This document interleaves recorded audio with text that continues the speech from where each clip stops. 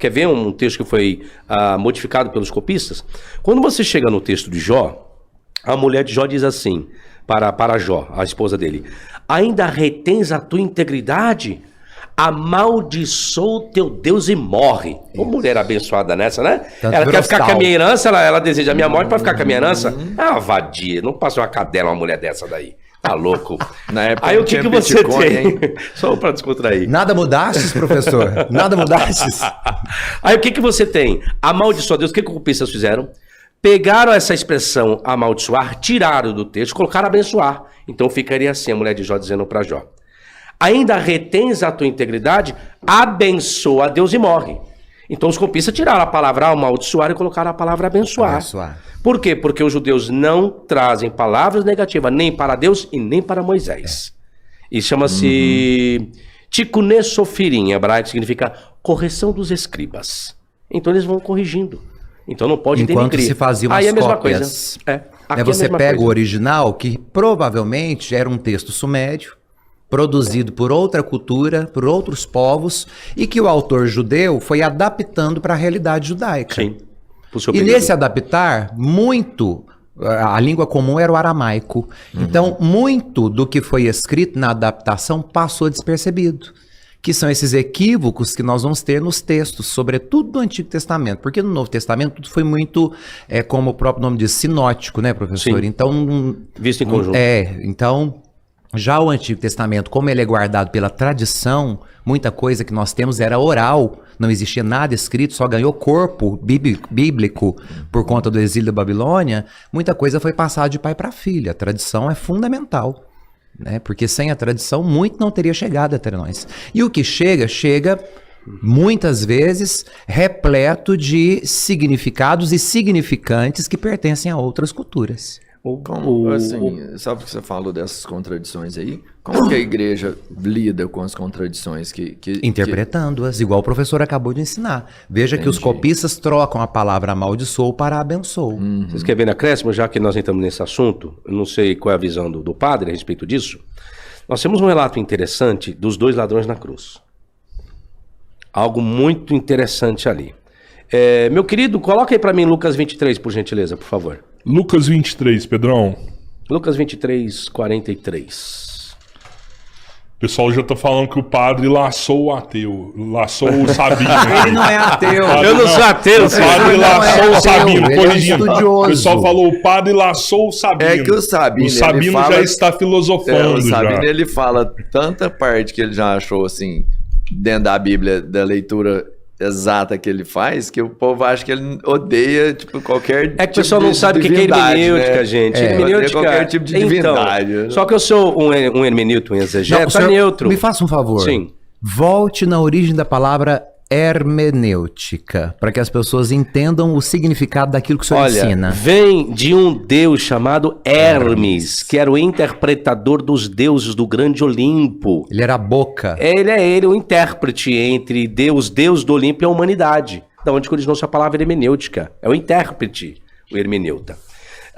Voltando, como o padre entrou no assunto, Lucas 23. Dos que os copistas fizeram, não foi só modificar palavras, não. Mas alguns escritores também, eles inseriram um conteúdo um pouco além para dar um sentido melhor para quem ele estava destinando. Exemplo, o relato da crucificação de Jesus, nós temos em Mateus, Marcos e Lucas, a respeito dos 2 ladrões na cruz. No relato de Lucas tem esse relato interessante. Volta só um pouquinho, por favor, o versículo 39. Isso, olha que interessante isso. E um dos malfeitores, não está falando só os 2, um dos malfeitores, que estavam pendurados, blasfemava da pessoa de Jesus, dizendo, olha a condicional, se tu és o Cristo, salva-te a ti mesmo e a nós. Aí, olha o que colocaram como o quê? Isso como uma blasfêmia. Seria isso uma blasfêmia? A pessoa colocar uma condição, duvidar se a pessoa é o Cristo ou não, se trata de uma blasfêmia, é isso? Se você for ver, não se trata de uma blasfêmia. Justamente. Eu estou trazendo uma condicionalidade, não estou afirmando. Você não é o Cristo, sendo e eu negar, eu posso até dizer que é blasfêmia, uma vez que foi comprovado que ele é o Messias. Agora, quando coloco a condicionalidade, eu não estou blasfemando, mas foi o que o escritor colocou. Se tu és Cristo, salva-te a ti mesmo e a nós. Isso não é blasfêmia. Mas o escritor está colocando nem maldade. Beleza, então também não. Respondendo, porém, o outro repreendia-o, seu companheiro, dizendo: tu nem ainda temes a Deus. Vou parar aqui. Aqui eles estão dizendo que eles tinham crença em Deus. Os dois. Tu nem ainda temes a Deus, estando na mesma condenação? Estava na cruz, porque eles eram ladrões. Dá a entender que eles tinham crença em Deus, sabiam que estavam roubando, e eles roubavam com a consciência. Ai, Deus me perdoa, mas eu vou roubar só hoje de novo, tá bom? E uma coisa importante, professor, é porque o nome de ladrão não é dado no evangelho que nós estamos lendo. Aqui ele é chamado de malfeitor.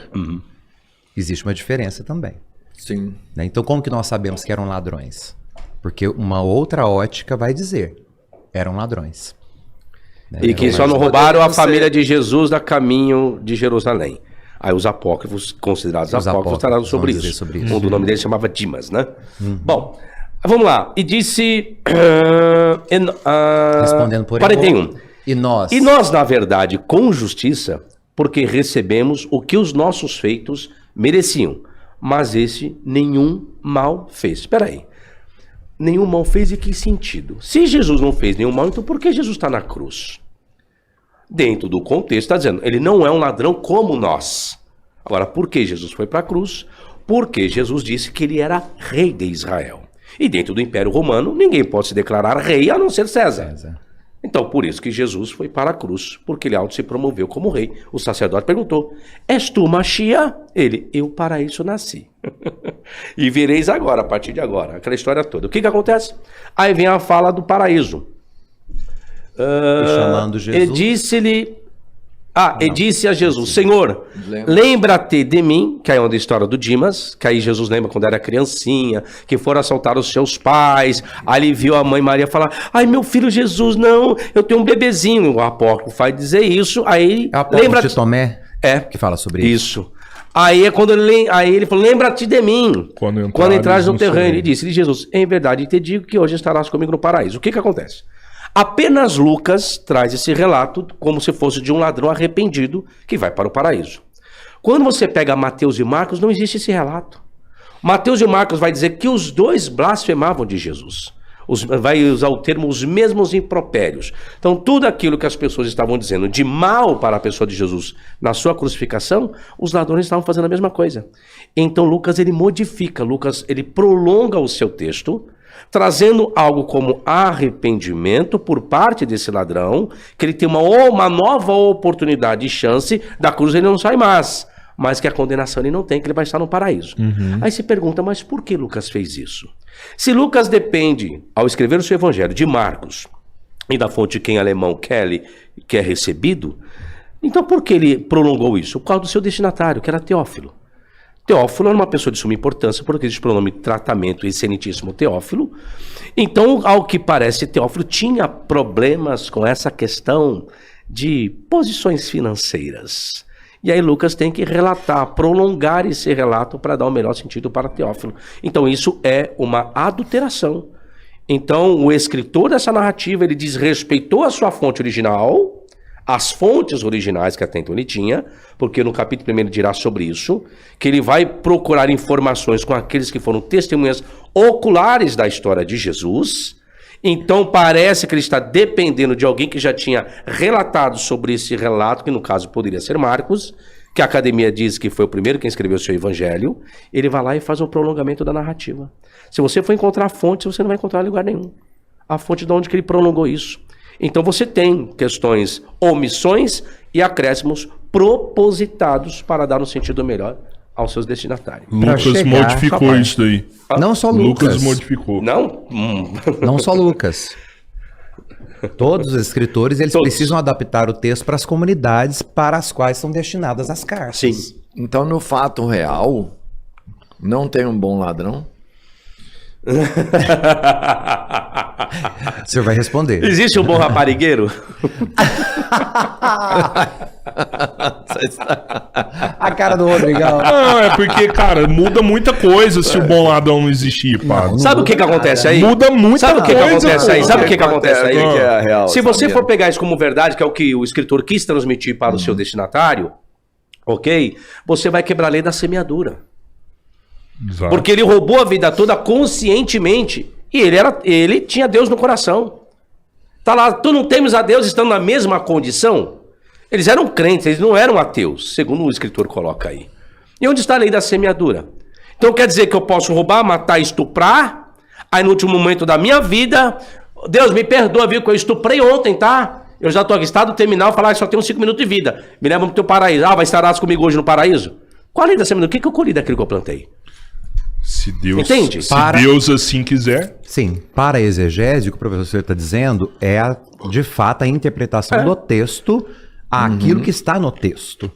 Agora, quando nós olhamos para esse texto a partir da ideia religiosa da instituição, nós acreditamos na misericórdia.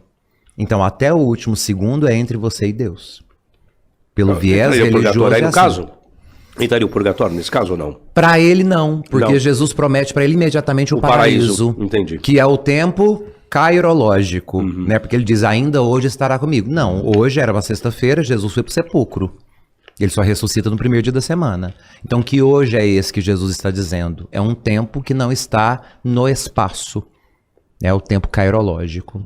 É o kairos. É o E tempo só de pra Deus. galera que quiser fazer coisa errada aí, é o seguinte, você pode arrepender, mas aí você tem que falar com Jesus só se ele estiver do lado de você crucificado. Se você não tiver, você não consegue falar desse jeito com ele não, viu? Destrói.